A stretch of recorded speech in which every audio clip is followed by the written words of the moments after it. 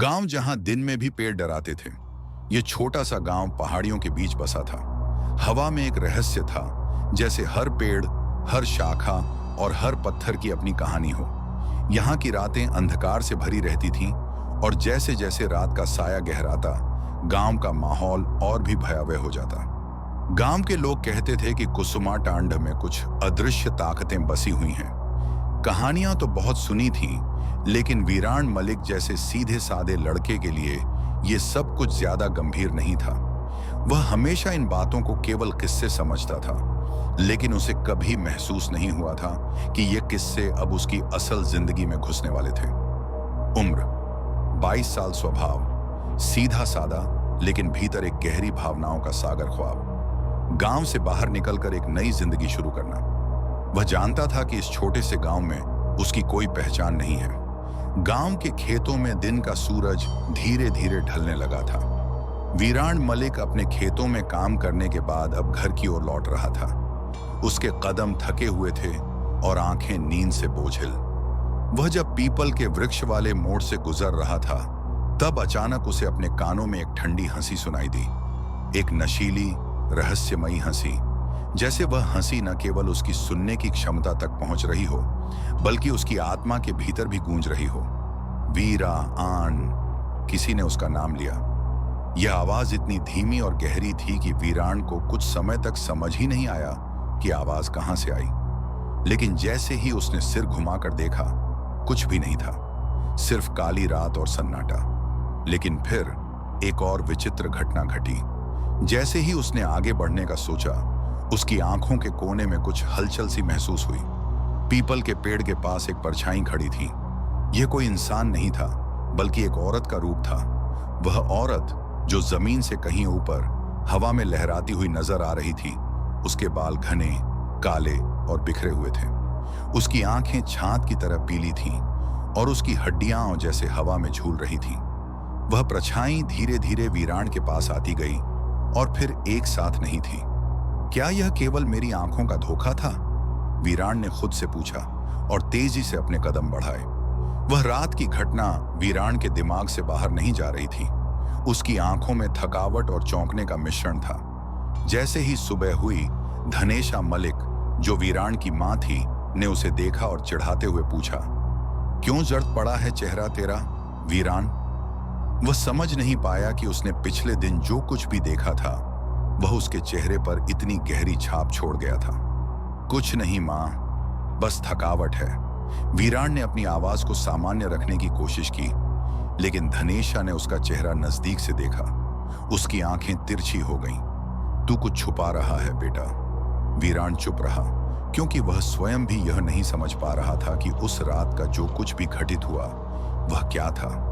क्या वह एक सपना था या सच में कुछ हो रहा था? इसके बाद हर रात वही औरत वीरान को कहीं न कहीं दिखाई देती। कभी गांव के तालाब के पास, कभी खेतों में, कभी तो घर के आंगन में। वह हर रात वीरान के ख्वाबों में घुस जाती और वह देखता कि वह औरत उसे किसी अदृश्य ताकत से खींच रही थी। एक रात जब वीरान अपनी खिड़की के पास बैठा था, अचानक से खिड़की अपने आप खुल गई। वीरान चौंका और खड़ा हो गया। कमरे में ठंडी हवा घुसने लगी थी। फिर उसने देखा, उसकी खिड़की के बाहर वह परछाई फिर से लहराते हुए आ रही थी और उसके साथ एक खौफनाक ठंडी हंसी थी। वीरा आन। वह आवाज फिर से गूंजी, लेकिन इस बार वीरान ने खुद को थाम लिया। उसने नजरें झुका लीं और फिर किसी तरह से खुद को कमरे से बाहर कर लिया। यह सिर्फ शुरुआत थी। वीरान के लिए अब यह अंधेरी रातें और वह रहस्यमयी औरत एक कभी न खत्म होने वाली लड़ाई का हिस्सा बन चुकी थी। लेकिन वीरान की असली परीक्षा अब शुरू होने वाली थी। यह साया उसे कहां तक लेकर जाएगा और क्या वह अपने डर को काबू कर सकेगा? क्या यह वह रहस्य था जिसे कोई नहीं जानता था, या फिर वह साया एक अदृश्य शक्ति थी जो उसे पकड़ने आई थी? वह औरत क्या चाहती थी? वीरान का साहस और डर का सामना अब एक नई दिशा में मुड़ने वाला था। गांव के बुजुर्ग खेसारी बाबा ने हमेशा कहा था, जिस पर डायन रीझ जाए वो बस उसी का हो जाता है, न किसी और का, न अपना। उनकी आवाज में एक गहरी चुप्पी थी, जैसे उन्होंने अपनी जिंदगी के कई अंधेरे पहलुओं को समझ लिया हो। खेसारी बाबा का कहना था कि डायन से जूझना एक ऐसा अनुभव है जिसमें न केवल शरीर बल्कि आत्मा भी टूट जाती है, और जो किसी एक डायन के साए में होता है वह कभी भी नहीं निकल सकता। गांव वालों का कहना था कि खेसारी बाबा अपनी जिंदगी के कई साल उस डायन से जूझते रहे थे और उन्होंने ही उसे जानने के बाद बचने का तरीका बताया था। लेकिन अब जब वीरान मलिक पर वही डायन का साया पड़ा तो गांव के लोग इस बारे में बहुत कम ही बातें करते थे। ये बात अब अर्जुन के घर की थी। अर्जुन, जो पहले बेहद ताजगी से भरा हुआ लड़का था, अब पूरी तरह बदल चुका था। उसकी आंखों में एक अजीब सी मायूसी और डर था। वह जो कुछ भी कर रहा था वह धीरे धीरे खुद को खोता जा रहा था। एक दिन रामो माँ ने देखा कि अर्जुन अब रोज रात्रि को जागता रहता है और दिन में सोता रहता है। उसकी आंखों के नीचे गहरे काले घेरे थे, जैसे वह पूरी रात डर और चिंता में जी रहा हो। अर्जुन के चेहरे पर वह वीरता नहीं थी जो कभी हुआ करती थी। वह अब एक खोखले इंसान की तरह दिखता था जो अपने डर और खौफ में जकड़ा हुआ था। एक दिन जब रामो माँ ने देखा कि अर्जुन घर में कुछ बड़बड़ा रहा था तो उसने पूछा, अर्जुन, क्या हुआ है? किससे बात कर रहे हो तुम? अर्जुन बिना किसी जवाब के बस खामोश हो गया। फिर अगले दिन रामो माँ ने देखा कि अर्जुन खेतों में अकेला जा रहा था। उसकी चाल कुछ अजीब सी थी। लगता था जैसे कोई अदृश्य ताकत उसे अपनी ओर खींच रही हो। और जब वह खेत में पहुंचा तो उसे अचानक प्याली झील के पास कुछ हलचल दिखाई दी। रात का समय था और चांद की चांदनी झील के पानी में लहरों की तरह बिखरी हुई थी। अर्जुन ने देखा कि झील के किनारे एक सफेद साड़ी पहने हुए औरत खड़ी थी। उसकी साड़ी इतनी सफेद थी कि मानो चांद की रोशनी उसे टकरा रही हो। उसकी आंखें गहरी, प्यारी और रहस्यमयी थीं, लेकिन उसमें कुछ ऐसा था जो अर्जुन के रोंगटे खड़े कर देता था। वह औरत धीमे धीमे अर्जुन की ओर बढ़ने लगी। अर्जुन ने डरते हुए देखा और उसके होंठों से सिर्फ एक शब्द फिसला, कौन हो तुम? आवाज में भय था, लेकिन फिर भी उसमें कुछ ऐसा था जो उसने कभी पहले महसूस नहीं किया था। और फिर वही आवाज आई, एक मधुर मगर ठंडी आवाज जो जैसे बर्फ से भी ठंडी हो और अर्जुन के हृदय में सर्दी का एहसास छोड़ती हो। मैं तेरा साया हूं अर्जुन, अब तू मुझसे बच नहीं सकता। अर्जुन का दिल धड़कने लगा। वह खुद को मानो ठगा हुआ सा महसूस करने लगा। वह वही आवाज थी जो उसे हर रात सुनाई देती थी, वही खौफनाक हंसी, वही साया। लेकिन इस बार उसे एहसास हुआ कि यह केवल एक डर नहीं, एक सच्चाई थी जिसे उसे स्वीकारना था। अर्जुन ने हमेशा सुनी थी वह अजीब सी बात, गांव में जो लोग बड़ों से सुनते थे कि कुसुमाटांड में रेवती नाम की एक डायन का खौफ था। लोग कहते थे कि रेवती ने कभी भी किसी को अपना शिकार नहीं छोड़ा। अगर वह किसी पर साया डाल देती थी तो उस व्यक्ति का भाग्य उलट जाता था। रेवती का नाम गांव के बुजुर्गों की जुबान से बहुत पहले तक सुनने को मिलता था। अब अर्जुन के सामने खड़ी वह औरत वही थी। यह सिर्फ कोई अदृश्य भय नहीं बल्कि रेवती थी। वह औरत जो किसी समय में एक ब्राह्मण कन्या थी। उसका जीवन भी बहुत कष्टों से भरा हुआ था। रेवती का अतीत दिल को चीर देने वाला था। वह एक छोटी सी लड़की थी जब गांव के कुछ लोग ने उसे शिकार बनाया था। वह बलात्कार का शिकार हुई और उसकी दुनिया पूरी तरह से बिखर गई। वह गर्भवती हुई और गांव वालों ने उसे बाहर कर दिया। उसे न केवल छोड़ दिया गया बल्कि उसे जलाया भी गया। लेकिन रेवती की आत्मा मरने के बाद भी शांति नहीं पाई। उसे जला दिया गया लेकिन वह नहीं मरी। उसने अपना बदला लिया। अपने दर्द, अपमान और आत्महत्या के बाद उसने डायन बनने का फैसला किया। वह लौट आई और अब वह केवल बदला लेने के लिए जीवित थी। वह उन लोगों को सजा देती थी जिन्होंने उसका जीवन तबाह किया। वह अपने उस अतीत को लेकर अब कोई भी कसर नहीं छोड़ती थी। रेवती ने उन लोगों को चुना था जिन्हें वह अपनी गहरी नफरत और बदले की भावना के तहत शिकार बनाती थी। अर्जुन अब समझ गया था कि यह जो वह महसूस कर रहा था यह सिर्फ डर नहीं बल्कि एक सच्चाई थी जिसे वह अपने जीवन का हिस्सा मान चुका था। रेवती का साया उसे अब कभी नहीं छोड़ने वाला था। रात का तीसरा पहर था। वीरान मलिक अपनी छोटी सी झोपड़ी में लेटा हुआ था, लेकिन उसकी आंखों से नींद गायब थी। बिस्तर की खटखटाहट, बाहर हल्की सी हवाओं की सरसराहट और चांदनी रात के सन्नाटे के बीच वीरान के मन में एक अजीब सी घबराहट थी, जैसे उसके इर्द गिर्द कोई मौजूद हो जिसे वह देख नहीं सकता था। झोपड़ी की दीवार पर हल्की सी परछाई थरथराती हुई देखी, उसकी परछाई लहराती हुई जैसे वह किसी से मिलन के लिए आ रही हो। वीरान ने आंखें तिरछी करके देखा और फिर उस परछाई की ओर अपनी नजरें टिका दी। अचानक मिट्टी के दीपक की लौ एकाएक बुझ गई, चारों ओर अंधेरा फैल गया और वीरान का दिल जैसे गहरे खौफ में डूब गया। वो एक अजीब सी आवाज सुन रहा था, धीमी, ठंडी और कुछ इस तरह की आवाज जो भीतर तक उतर जाती थी। तू मेरा है, केवल मेरा। वीरान ने तुरंत अपनी आंखें खोली। सामने खड़ी थी चंद्रविक्षा, वही साया, वही मोहब्बत, वही डर। वह एक अजीब सी रूप में सामने खड़ी थी।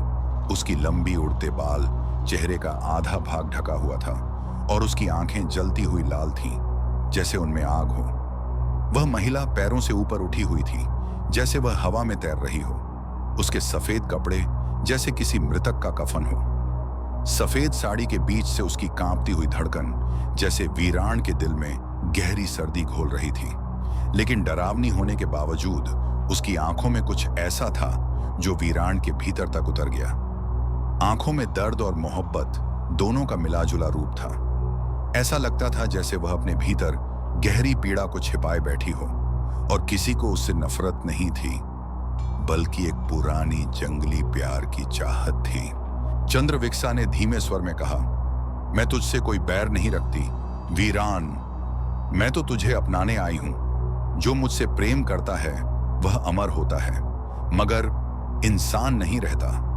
वीरान को डर था, लेकिन वह चीख नहीं सका। उसका कंठ जैसे सूख गया था। उसकी आंखों में भय था, लेकिन वह उन आंखों से अपनी नजरें नहीं हटा पा रहा था। जैसे वह उस साया के पास खड़ा हो और समझ नहीं पा रहा हो कि उसकी जिंदगी में हो क्या रहा है। अगली सुबह धनेशा मलिक ने देखा, वीरान की गर्दन पर 4 उंगलियों के नीले निशान थे।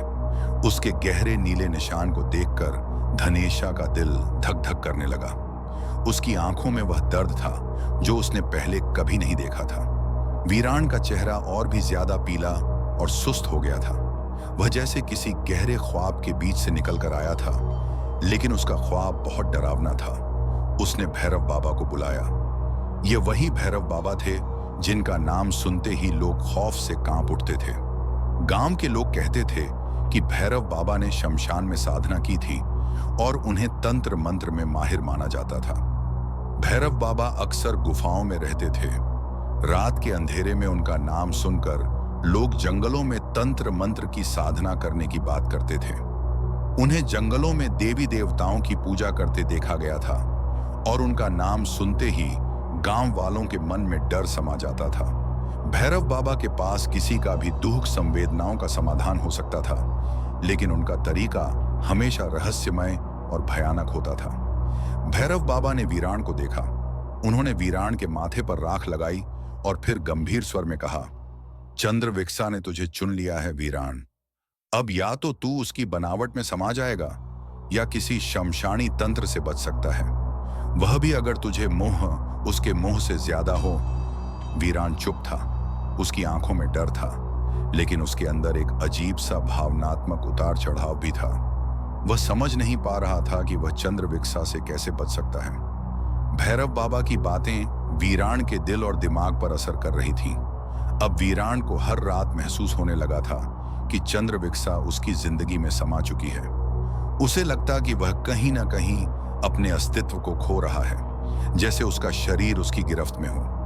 कभी वह उसे जंगलों में बुलाती, कभी झील में डुबोने के लिए, और कभी कभी वह उसे अपने सीने से लगा लेती। वीरान के मन में एक अजीब सा बवंडर था। वह समझ नहीं पा रहा था कि क्या यह सिर्फ उसका भय है या सचमुच चंद्रविक्षा उसकी आत्मा में समा चुकी थी। हर रात वह उसकी मौजूदगी महसूस करता। वह चंद्रविक्षा की मोहब्बत और दर्द को एक साथ महसूस कर रहा था।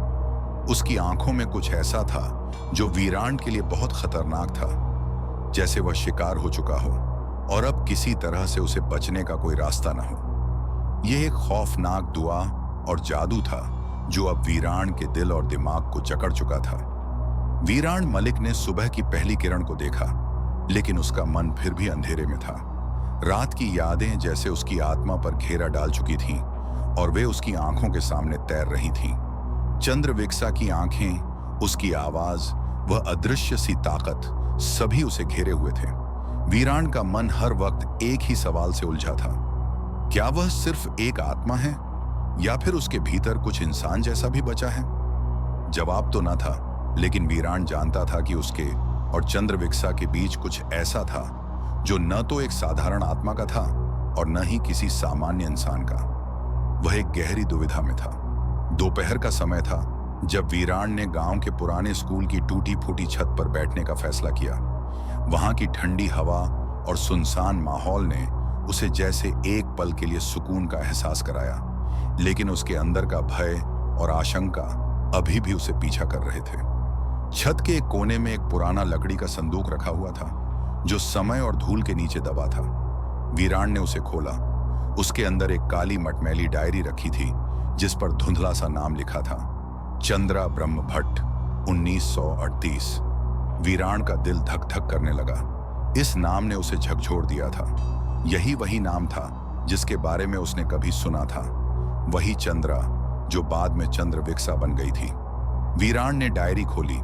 पन्नों पर पुराना लेखन था और जैसे जैसे वह पन्ने पलटता गया, चंद्रा के अतीत के कुछ ऐसे काले सच सामने आए जिनका सामना करने के बाद वह कभी नहीं लौट सकता था। एक पन्ने पर लिखा था, मुझे वो लड़का अच्छा लगता है, उसका नाम रघुनाथ है, लेकिन मेरी माँ कहती है मेरी कुंडली में मृत्यु योग है, मेरा विवाह नहीं होगा। इसके बाद अगले पन्ने पर चंद्रा ने लिखा, कल रात मैंने श्मशान की देवी से बात की। उन्होंने कहा प्रेम पवित्र है, लेकिन अगर सब प्रेम को नष्ट करें तो उसे शक्ति बन जाना चाहिए।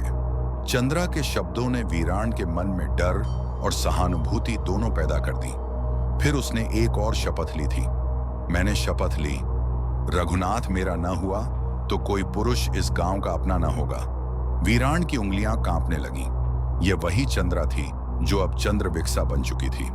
अब उसे यह समझ में आने लगा था कि चंद्रविक्सा की जो गहरी तृप्ति और दर्द था, वह किसी समय चंद्रा की असमाप्त प्रेम कहानी से जुड़ा था। उस शाम वीराण ने एक अजीब फैसला किया। वह जंगल की ओर जाएगा, वहां जहां लोग दिन में भी जाने से डरते थे। वह जानता था कि चंद्रविक्सा वहीं मिलेगी और वह पूरी तरह से आत्मसमर्पण करने के लिए तैयार था। वह जंगल का रास्ता पहचानता था, लेकिन उस दिन का डर कुछ अलग था। वीराण जंगल की गहराई में चला और फिर एक खास जगह पर वह रुक गया। वही जगह जहां उसकी मुलाकात चंद्रविक्सा से होनी थी। कुछ देर इंतजार करने के बाद उसने सफेद साड़ी में लिपटी हुई चंद्रविक्सा को देखा। इस बार वह पहली बार उजाले में सामने आई थी। उसका चेहरा आधा इंसानी, आधा विकृत था। उसकी आंखों में वही दर्द और वही आग थी, लेकिन उसके इस रूप ने वीराण को अजनबी नहीं किया। वह अब जंगल के अंधेरे और डर के बीच से बाहर आकर उसे और पास से देख रहा था। चंद्रविक्सा ने धीमे स्वर में कहा, तू डायरी पढ़ आया है? वीराण ने सिर झुकाया और धीमे से उत्तर दिया, हाँ, पर अब तुम आत्मा नहीं लगती, तुम अधूरी स्त्री लगती हो। चंद्रविक्सा के चेहरे पर हल्का सा दर्द चमका। फिर उसने वीराण की आंखों में देखा और बोली, मैंने प्रेम किया था और मुझे श्मशान दिया गया। अब मैं हर पुरुष को वहीं लौटाती हूं, मगर तुझ में कुछ और है। तुझसे डर नहीं लगता, तुझसे मोह होता है। उसने वीराण की आंखों में गहरे से देखा। फिर एक चमत्कारी दृश्य हुआ। उसका चेहरा धीरे धीरे एक सुंदर स्त्री में बदलने लगा, जैसे उसने खुद को वीराण के सामने एक बार फिर से इंसानी रूप में प्रस्तुत किया हो। कुछ पल के लिए उसकी विकृतता और डर सब मिट गया और वह सिर्फ एक अधूरी प्रेमिका बनकर सामने खड़ी थी। वीराण उसकी आंखों में गहरे उतरने लगा। वह महसूस कर रहा था कि चंद्रविक्सा में अब भी कुछ था जो इंसानियत से जुड़ा था। उसका दर्द, उसका प्रेम और उसकी खोई हुई आत्मा। चंद्रविक्सा ने वीराण की ओर देखा और फिर एक संगीन प्रस्ताव रखा, तू 7 रातों तक मेरी छांव में रहेगा, बिना भागे, बिना डर के, तो मैं या तो तुझसे जुड़ जाऊंगी या तुझे मुक्त कर दूंगी। यह वादा एक दुविधा और भय के बीच था। वीरान के सामने एक रास्ता था, या तो वह चंद्रविक्षा की मोहब्बत में समा जाएगा या फिर उसे एक ऐसे अंधेरे में छोड़ दिया जाएगा जहां सिर्फ उसकी आत्मा बचेगी।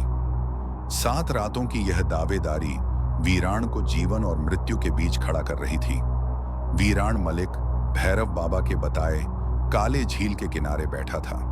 चांदनी रात में झील की मूंदी हुई सतह पर हल्की लहरें उठ रही थीं। ये वही स्थान था जहां कभी चंद्रविक्षा, तब चंद्रा रघुनाथ से मिलने आती थी। अब वही जगह थी वीरान के लिए एक नई परीक्षा का मैदान।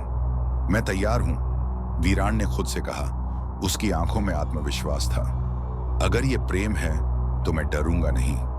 उसकी आवाज में एक निश्चितता थी, मानो उसने अपने डर को एक सिरे से काट दिया हो। झील की सतह पर हलचल हुई और तभी हवा में एक ठंडी गूंज सुनाई दी। यह कोई हल्की सी गुनगुनाहट थी, जैसे किसी अदृश्य स्वर में दर्द और प्रेम की कोई गहरी दास्तान थी। और फिर वह आई। आज चंद्रविक्षा पूरी तरह से बदल चुकी थी। उसके चेहरे पर अब वह विकृतता नहीं थी जो पहले उसे डरावना बनाती थी। उसकी आंखें अब शांत और गहरी थीं, जैसे कोई मायावी मूक प्रेमिका।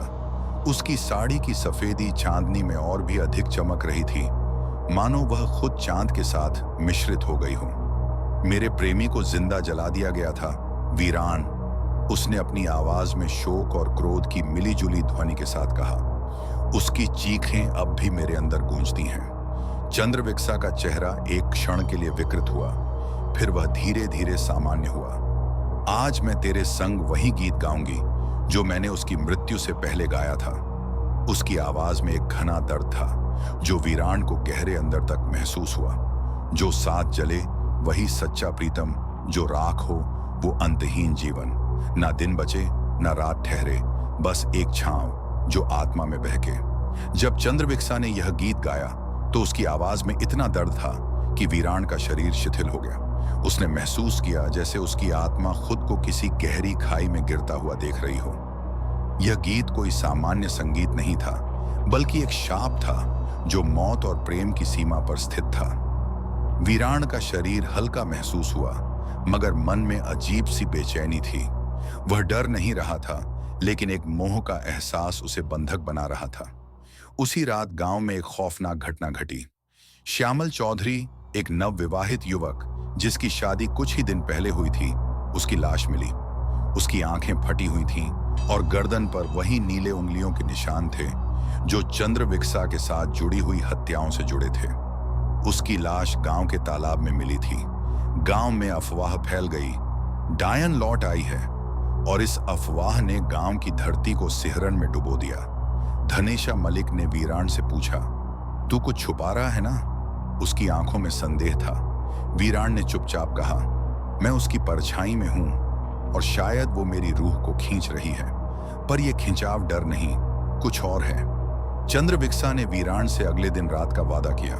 उसकी आवाज में एक रहस्यमयी ललकार थी, अगर तू सच्चा है तो कल रात तू उस जंगल में आएगा जहां मुझे सलीब से बांधकर जला दिया गया था।